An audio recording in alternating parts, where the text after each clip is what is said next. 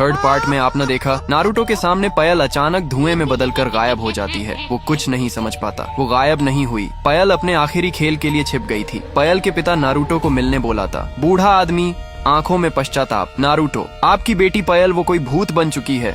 लेकिन ऐसा क्यों? पायल का पिता कुछ देर चुप रहता है, फिर कांपते हाथों से एक चाकू निकालता है। पायल का पिता धीरे से, मैंने ही मारा उसे, उस दिन उसे जंगल में ले गया क्योंकि मुझे बेटियां नहीं पसंद थी। चाकू से उसके सीने में वार किया। ये रहा वही चाकू। नारुतो हैरान और गुस्से में, आपने अपनी बेटी को सिर्फ इसलिए मार दिया क्योंकि वो बेटी थी। पायल का पिता, अब वो लौट आई है, तुझे रोकना होगा। इसी चाकू से गांव में डर का माहौल है। तब एक आदमी हांफता हुआ नारुतो के पास आता है। आदमी डरते हुए, नारुतो, गांव के सारे बच्चे गायब हो गए हैं। खेतों के पास कुछ लिखा मिला, खून से लिखा है, अब मेरी बारी है। नारुतो गुस्से में, पायल तू सच में राक्षस बन गई है। नारुतो चाकू लेकर खेतों की तरफ दौड़ता है। पायल के चारों तरफ बच्चे बैठे हैं, रो रहे हैं। पायल किसी को मारने ही वाली होती है। नारुतो वहां पहुंचता है। नारुतो चीखते हुए, बस कर पायल, ये बच्चे तेरा बदला नहीं है। पायल धीरे से, आंखों में आंसू, जब मेरे पापा ने मुझे मारा मैं रोई थी नारुतो, लेकिन किसी ने नहीं सुना। अब सबको सुनना पड़ेगा। नारुतो, तेरा दर्द सही था, पर ये रास्ता नहीं। तेरे पापा ने तुझे मारा था, मैंने नहीं, इन बच्चों ने नहीं। पायल धीमी आवाज में, क्या मैं सच में राक्षस बन गई हूँ? नारुतो, नहीं, तू अब भी इंसान है, बस एक दर्द में डूबी आत्मा,